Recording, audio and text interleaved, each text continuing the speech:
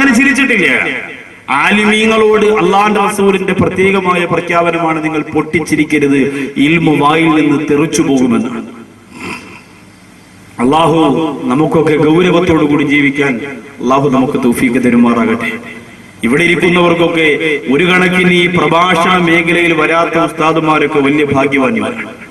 പ്രഭാഷണ മേഖലയിൽ വരുന്നവർക്ക് ഇഹ്യാ ഉലൂമുദ്ദീനൊക്കെ ആദ്യം മുതൽ അവസാനം വരെ പഠിച്ച ഉസ്താദുമാരുടെ മുമ്പ് ചെന്നിരിക്കുമ്പോൾ കൈകാലുകൾ വിറച്ചു പോകും.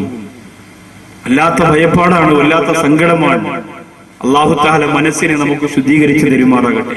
നിങ്ങളിൽ ഒരു സാധാരണ ജാഹില്, നിങ്ങളിൽ ഒന്നിനും ഒരമല് പോലും ചെയ്യാത്ത ഒരു ജാഹില് കിടക്കുന്നതിനേക്കാളും 10 മടങ്ങ് താഴെയായിരിക്കും അഹങ്കാരിയായ ഒരു പ്രഭാഷകൻ, ഒരു ഇസ്ലാമിക പ്രഭാഷകൻ കിടക്കാനുള്ളത്.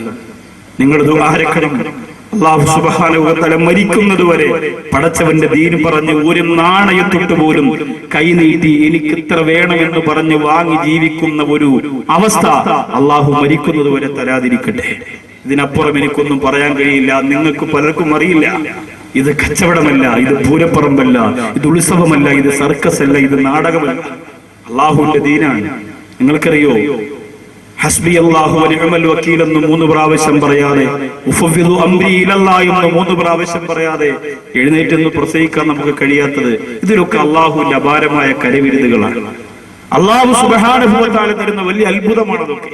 അതിനെയൊന്നും ദുനിയാവിന്റെ കേവലം ഒരു കടലാസിന്റെ വില പോലും വരാത്ത കോടികളുടെ വില പറയാൻ എന്റെ പ്രിയമുള്ളവരെ മനസ്സ് കാണിച്ചാൽ അള്ളാഹുവിന്റെ കോടതിയിൽ അപാരമായ ശിക്ഷയുണ്ടാകും. അത് ഇന്ന് മരിച്ചാൽ ഇന്നു മുതലാണ്. ഇന്ന് റൂഹ് പിരിഞ്ഞാൽ പിന്നെ ഇന്ന് മുതലാ. ഇന്ന് 10 മണിക്ക് നൗഷാദ് ബാക്കവി മരിച്ചാൽ പെട്ടെന്ന് തന്നെ എല്ലാ തീരുമാനങ്ങളുമായ നാളെ പ്രഭാതത്തിൽ 9 മണിക്കടക്കിയാൽ 10 മണി മുതൽ എന്റെ ബർസഖ് ജീവിതം ഖബറിന്റെ അകത്ത് പിന്നെ തുടങ്ങാൻ. നീ ചെയ്തത് മുഴുവനും സാക്ഷിയായി നിന്റെ ഖബറിന്റെ അകത്ത് അനുകൂലമായോ പ്രതികൂലമായോ വരുമ്പോ എന്നും ആ പടച്ചവനെ പേടിച്ച് ജീവിക്കാൻ അള്ളാഹു നമുക്ക് തൗഫീഖ് തരുമാറാകട്ടെ. സഹാബത്ത് ചിരിച്ചിരുന്നത് എങ്ങനെയാണ്? സഹാബത്ത് ചിരിച്ചിരുന്നത് എങ്ങനെയാണ്? അല്ലാഹുവിന്റെ റസൂലിന്റെ പ്രിയപ്പെട്ട സഹാബത്തിന്റെ ചിരിയെക്കുറിച്ച് അബ്ദുല്ലാഹി ഇബ്നു ഉമർ റളിയല്ലാഹു അൻഹുവിനോട് ചോദിക്കുകയാണ്, എങ്ങനെയാണ് പ്രിയപ്പെട്ടവരെ മുത്തുനബി തങ്ങളുടെ സഹാബികൾ ചിരിച്ചിരുന്നത്? അസ്സഹാബത്തു യൽഹഖൂന മഅൽ ഈമാൻ. അബ്ദുല്ലാഹി ഇബ്നു ഉമർ റളിയല്ലാഹു അൻഹു പറയുകയാണ്, ഈമാനോടുകൂടി മാത്രമാണ് സഹാബികൾ ചിരിച്ചിരുന്നത്. അവർ ചിരിക്കുമ്പോ ഈമാൻ തെറിച്ചു പോവില്ല. അവരെ മുഖത്ത് ഈമാനിന്റെ പുഞ്ചിരിയായിരുന്നു. അല്ലാഹുവേ, ഈമാനിന്റെ ചിരിവല്ലാത്ത അത്ഭുതമാണ്, ഈമാന്റെ ചിരിവല്ലാത്ത അത്ഭുതമാണ്. വെള്ളാഞ്ചിറ ഹുദൈബിയ അറബി കോളേജിന്റെ മുമ്പിൽ കിടന്നിറങ്ങുന്ന ഇന്ന് യൂസുഫ് ഉസ്താദ് ആ ചിരിയുടെ ഉടമസ്ഥനായിരുന്നു. കണ്ടവർക്കറിയാം, തഴവ ഉസ്താദ് ആ ചിരിയുടെ ഉടമസ്ഥനായിരുന്നു. ഞാൻ ഇർഷാദ് ഉസ്താദിന്റെ മുമ്പിൽ ഇരിക്കുന്ന നിസാം ബാക്കവി ഉസ്താദൊക്കെ ഇൽമ പഠിച്ച എല്ലാവരും ആർവിയാത്ത് സ്വാലിഹാത്തിലെ രാജകുമാരനായി ഞങ്ങളൊക്കെ നെഞ്ചിൽ കൊണ്ടു നടന്ന ബഹുമാനപ്പെട്ട സൈനിലാദ്യവസരത്തിന്റെ ചിരി ഓർമ്മയുണ്ടോ എന്റെ പ്രിയപ്പെട്ട ഉസ്താദുമാരെ? അതൊക്കെ കലകളെന്ന പാണ്ഡിത്യത്തിന്റെ ഉറവിടത്തിലേക്ക് പോയ ഈമാന്റെ പവറുള്ള ചിരികളായിരുന്നു. അല്ലാഹുവേ, ജനങ്ങളെ പറ്റിക്കുന്ന ചിരിയല്ലാതെ, പണക്കാരെ കാണുമ്പോ കൂടുതൽ പൈസ കിട്ടാനുള്ള ചിരിയല്ലാതെ, ഒന്ന് മറന്നുകൂടാത്ത പാവപ്പെട്ടവരായി അകപ്പൊലിക്കുന്ന ഒരവസ്ഥയിലേക്ക് ഞങ്ങളെ തള്ളിവിടുകയുള്ളൂ. മനസ്സിന്റെ ഈമാൻ നാട്ടിയുറപ്പിക്കുന്ന, ഈമാൻ ഊട്ടിയുറപ്പിക്കുന്ന പുഞ്ചിരി ഞങ്ങൾക്ക് തരണയല്ല. ബുഖാരി എന്ന് പറയുന്ന വിശാലമായ കിതാബെടുത്ത് മുമ്പ് വെച്ചുകൊണ്ട് വിശദീകരിക്കുന്ന കമാലുദ്ദീൻ ഹസ്രത്തിനെ മറക്കാൻ പറ്റുമോ എന്ന് പ്രിയപ്പെട്ട ഉസ്താദുമാരെ? എന്തോ ഒരു പുഞ്ചിരിയാണ്. ഒരു പുഞ്ചിരി എങ്ങോട്ട് ബഹുമാനപ്പെട്ടവർ ചിരിച്ചാൽ പിന്നെ നമുക്ക് മറക്കാൻ പറ്റുമോ? ഇന്ന് സുഖമില്ലാതെ കിടക്കുന്ന ബഹുമാനപ്പെട്ട ബുവാറ് ഹനീഫ ഹസ്രത്ത്, അല്ലാഹുവേ നീ ദീർഘായുസ് കൊടുക്കണേ അല്ലോ. പടച്ചവനെ അടുത്ത സമയത്ത് മരണപ്പെട്ടു അറബി കോളേജിന് വേണ്ടിയിട്ട് തന്റെ ജീവനും ജീവിതവും സമർപ്പിച്ചിട്ട് അവസാനം അല്ലാഹുവേ എന്തെല്ലാം പഴിതാഹല കേട്ടുപോയത്. പിന്നെയാണ് ഒരു നൗഷാദുമാക്കവി, പിന്നെയാണ് ഒരു ഇർഷാദുമാക്കവി, പിന്നെയാണ് ഒരു നുജൂമുസ്താദ്. എന്റെ സഹോദരങ്ങളെ, ഒരുപാട് കൊല്ലം അല്ലാഹുവിന്റെ ദീനിന് വേണ്ടി പണം നോക്കാറ്, പദവി നോക്കാറ്, അധികാരം നോക്കാറ്, ആരെയും വാർത്തെടുക്കാൻ വേണ്ടിയിട്ട് എല്ലാം മറന്നുകൊണ്ട് പരിശ്രമിച്ച കോലവസ്ഥാദന് എത്ര പേരാണ് മരിക്കുന്നതിന് മുമ്പ് നന്മ പറഞ്ഞത്? പരിഹരിച്ചില്ലേ, കളിയാക്കിയില്ലേ, കുറ്റപ്പെടുത്തിയില്ലേ?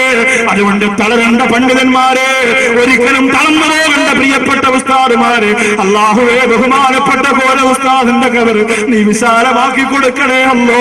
അങ്ങനെ എണ്ണിയാ തീരോ, പറഞ്ഞാ തീരോ എന്റെ പ്രിയപ്പെട്ടവരെ. അസ്വഹാബത്ത് യൽഹഖൂന മഅൽ ഈമാൻ, ഈമാനോടുകൂടി മാത്രം ചിരിച്ചിരുന്നവരായിരുന്നു ബഹുമാനപ്പെട്ട സഹാബികൾ. ബിലാൽ ഇബ്നു സഅദ് റളിയല്ലാഹു അൻഹുവിനോട് ചോദിച്ചു, സഹാബത്തിന്റെ ചിരി എങ്ങനെയായിരുന്നു? ആ സമയത്ത് അദ്ദേഹം പറഞ്ഞത്, യൽഹഖൂന ഫിന്നഹാർ വയബ്കൂന ഫില്ലൈൽ, സഹാബികൾ രാത്രി ചിരിച്ചിരുന്നത് ഞങ്ങൾ ആരും കണ്ടിട്ടില്ല. യൽഹഖൂന ഫിന്നഹാർ, പകൽ സമയത്ത് അവർ പലരും ചിരിക്കുമായിരുന്നു. പക്ഷേ വയബ്കൂന ഫില്ലൈൽ, രാത്രിയായാൽ അവർ പൊട്ടിക്കരയുമായിരുന്നു എന്ന് ബിലാൽ ഇബ്നു സഅദ് റളിയല്ലാഹു അൻഹു പറയും. ഇന്ന് രാത്രിയിൽ ഇൽമിന്റെ ഇതുപോലുള്ള വേദിയിലല്ലാതെ നമുക്ക് കരയാൻ സമയമുണ്ടോ നമ്മുടെ സഹോദരിമാരെ? സീരിയലും സിനിമയും കണ്ട് കരയുന്ന ഓരോ തുള്ളി കണ്ണീരും നാളെ നിനക്ക് നരകത്തിലേക്ക് കൊണ്ടുപോകാനുള്ള ഭാരമാണ് ത്രാസിൽ. അനാവശ്യമായി കരഞ്ഞത് മുഴുവനും, ഏത് സീരിയൽ കണ്ട് കരഞ്ഞാലും ഏത് സിനിമ കണ്ട് കരഞ്ഞാലും ആ കണ്ണീരൊക്കെ അല്ലാഹു നാളെ തൂക്കി നോക്കും. അതൊക്കെ തൂക്കി നോക്കിയിട്ട് നിനക്ക് നരകത്തിലേക്കുള്ള വാതിൽ അല്ലാഹു തുറന്നു തരുമ്പോൾ ഖുർആൻ ഓതി കരഞ്ഞ, നിസ്കരിച്ച് കരഞ്ഞ, ഇബാദത്ത് ചെയ്ത് കരഞ്ഞ കണ്ണീരുണ്ടാകണം. ഇൻഷാ അല്ലാഹ് സമാപനം ഞാനത് ഓർമ്മപ്പെടുത്തുന്നുണ്ട്. സംഭവം ഇതൊക്കെയാണെങ്കിലും അല്ലാഹുവിന്റെ റസൂൽ പറയുകയാണ്, ലാ തഹ്കിറന്ന മിനൽ മഅറൂഫി ശൈആ, ഒരു നിസാരമായ കാര്യത്തെയും ഒരു ചെറിയ കാര്യത്തെയും, ഒരു നല്ല കാര്യമാണ്, ചെറുതാണ്, പക്ഷെ അതിന് നീ നിസാരമായി കണക്കാക്കാൻ പാടില്ല എന്ന് പറഞ്ഞിട്ട് മുത്ത് റസൂൽ പറഞ്ഞു, നിന്റെ ഒരു കൂട്ടുകാരന്റെ മുഖത്ത് നോക്കി നീ ഒന്ന് പുഞ്ചിരിക്കുന്നതുണ്ടല്ലോ, ആ പുഞ്ചിരി പോലും തബസ്സുമു സ്വദഖോ, അതിന് സ്വദഖയുടെ പ്രതിഫലമാണെന്ന് മുത്തുനബി മുഹമ്മദ് മുസ്തഫ. അതിന് സ്വദഖയുടെ പ്രതിഫലമാണ്. ഒരാളുടെ മുഖത്ത് നോക്കി പുഞ്ചിരിക്കുന്നതിന് സ്വദഖയുടെ പ്രതിഫലമാണ്. എന്ന് പറഞ്ഞാൽ കാരേറ്റ് പള്ളി ഒന്ന് വൃത്തിയാക്കണം എന്ന് പറഞ്ഞ് സംഘാടകർ വീട്ടിൽ വരുമ്പോൾ ചിരിച്ചു കൊടുത്താൽ പോലെ അതിന് പൈസ കൊടുക്കണം. സ്വദഖയുടെ പ്രതിഫലം കിട്ടും. പക്ഷെ പുഞ്ചിരിയോടുകൂടി കൊടുക്കുന്ന കാശിന് പ്രതിഫലം കൂടുതലാണ്. ഇനി ഒന്നുമില്ല അവന്റെ കയ്യിൽ, ചിരിച്ചുകൊണ്ട് പറഞ്ഞു, ഇൻഷാ അല്ലാഹ് അടുത്തനാവട്ടെ, ഇപ്പൊ തൽക്കാലം ഒന്നുമില്ല. നല്ല മനസ്സോടുകൂടി പറഞ്ഞാൽ പ്രായത്താണ്. ചില എത്തീങ്ങാനയിൽ മക്കളൊക്കെ കലണ്ടറായിട്ട് വരും, കമ്മീഷൻ ഒക്കെ ചോദിക്കും. യവൻ ഇത് ചോദിക്കേണ്ട, അവൻ അണ്ണാക്കിന് തള്ളാൻ 10 രൂപ എടുത്ത് കൊടുത്താൽ പോരെ? കൊടുക്കൂല. ഇത്രയും ചോദിച്ച് വരട്ടിയിട്ട് ഈ പ്രിയപ്പെട്ട പാവപ്പെട്ട മക്കളെ, ഞാൻ എത്തീങ്ങാന നടത്തുന്നയാളൊന്നുമല്ല, പക്ഷെ എങ്കിലും ഞാൻ പറയണം, സങ്കടമുണ്ട് പ്രിയപ്പെട്ടവരെ. നമുക്ക് വല്ല നഷ്ടമുണ്ടോ? ഒരു കലണ്ടറുമായിട്ട് നമ്മുടെ വീട്ടിന്റെ മുമ്പ് വരുമ്പോൾ 10 രൂപ എന്റെ കയ്യിൽ കൊടുത്താലെന്താ? ഞാൻ കലണ്ടറിന്റെ കൊട്ടേഷൻ എടുത്തിട്ട് വന്ന് നിൽക്കല്ല, പേടിയുണ്ട്. അതാ ഇങ്ങനെ ഘട്ടം ഘട്ടമായി ഓരോന്ന് പറയുന്നത്. നമുക്ക് ആ നിങ്ങളൊക്കെ മോശക്കാരാണെന്നല്ല ഞാൻ പറഞ്ഞത്. എവിടെയെങ്കിലും ഒരു വമ്പനിരുന്ന് കേൾക്കുന്നെങ്കിൽ അയാൾക്കൊരു മാറ്റം ഉണ്ടാകട്ടെ. നിങ്ങൾക്കിനി ഇങ്ങനെ കുറച്ച് പദവിയൊക്കെ വന്ന് ഇങ്ങനെ തോന്നലുണ്ടായാൽ അത് വരാതിരിക്കട്ടെ, അതിനുവേണ്ടി ഓർമ്മപ്പെടുക. അല്ല, നിങ്ങളൊക്കെ കുറ്റപ്പെടുത്തിയതല്ല, നിങ്ങളൊന്നും കുറ്റപ്പെടുത്തിയതല്ല. എനിക്ക് ഈ പള്ളി കാണുമ്പോൾ വലിയ അഭിമാനമാണ്. അതിലേറെ എനിക്ക് അത്ഭുതം തോന്നിയത്, ഇവിടെ 5 മണിക്കും 6 മണിക്കൊക്കെ എന്റെ പ്രിയപ്പെട്ട സുഹൃത്തുക്കൾ ഇവിടെ വന്നിട്ട് വിളിച്ചു പറഞ്ഞത് എന്താണെന്നറിയോ? ഉസ്താദേ, ഇവിടെ നിറച്ചു വെള്ളം കിടക്കാണ് എന്ന്. അത് നടക്കുവോ? നിറച്ച് വെള്ളമാണ്. അതൊക്കെ കോരി വറ്റിച്ച ഇവിടുത്തെ പ്രിയപ്പെട്ട യുവ സുഹൃത്തുക്കൾ, കൂട്ടുകാർ, അല്ലാഹു അവർക്ക് അർശിന്റെ തണൽ കൊടുത്ത് അനുഗ്രഹിക്കുമാറാകട്ടെ. എത്ര ദുആ ചെയ്താലും മതി വരില്ല സുഹൃത്തുക്കളെ, അത്രയ്ക്ക് സന്തോഷമാണ് അവർ ചെയ്തൊരു വലിയ ത്യാഗം. നിങ്ങളെ ഒന്ന് ഇരുത്താൻ 9 മണിക്ക് മഴ തോന്നുന്നു, 8 മണിക്ക് മഴ തോന്നുന്നു, നിങ്ങളൊക്കെ വന്നാൽ നിങ്ങളെ ഇരുത്താനുള്ള സംവിധാനത്തിന് വേണ്ടി ഇവിടെ അവർ ഒരുപാട് കഷ്ടപ്പെട്ടു. അവർക്ക് കിട്ടുന്ന പ്രതിഫലമുണ്ട്. ഇന്ന് ഏറ്റവും അധികം പുണ്യം കിട്ടുന്നത് അവർക്കാണ്. ഒരു കുറവില്ലാതെ അല്ലാഹു അത് കൊടുക്കുമാറാകട്ടെ. അവർക്ക് ഇനിയും അവരുടെ പള്ളിക്ക് വേണ്ടി വലിയ സന്തോഷമുണ്ട്. ഈ റോഡ് സൈഡിൽ യാത്രക്കാർക്ക് വെള്ളിയാഴ്ച ദിവസം കൃത്യമായി ജുമാ നിസ്കാരത്തിന് വേണ്ടി കടന്നു വരാനൊരു സംവിധാനവും ഒരു സൗകര്യവും ഈ കാരേറ്റ് പള്ളിയിൽ ഒരുക്കിയതിൽ വല്ലാത്ത സന്തോഷമുണ്ട്.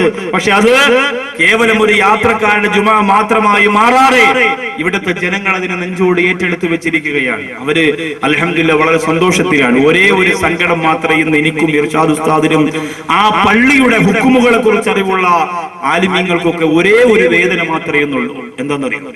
പള്ളിയുടെ മുകളിൽ പൂച്ച കയറിയാലും പട്ടി കയറിയാലും പാമ്പ് കയറിയാലും പലർക്കും അറിയാൻ പറ്റാത്ത രീതിയിൽ 2 നില പള്ളി, 2ാമത്തെ നിലയിലാണ് നിസ്കരിക്കാനുള്ള സൗകര്യം. 3ാമത്തെ നിലയും അവിടെയുള്ള വസ്തുവും തമ്മിൽ നിരപ്പായി കിടക്കണം. റോഡിൽ നിന്ന് ഇങ്ങനെ ഉയർന്ന് 2 നില.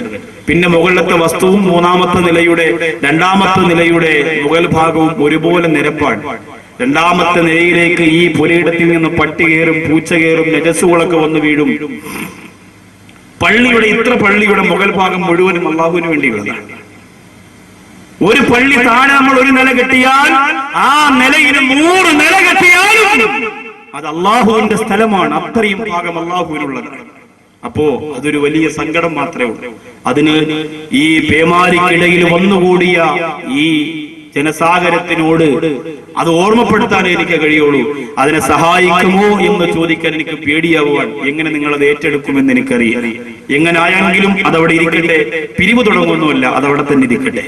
ഈ മഴയിൽ നിങ്ങൾ വന്നപ്പോൾ ഞാൻ ആ സംഘാടകരോടൊപ്പം നിങ്ങളെ ഒന്ന് ഓർമ്മപ്പെടുത്തി എന്ന് മാത്രം.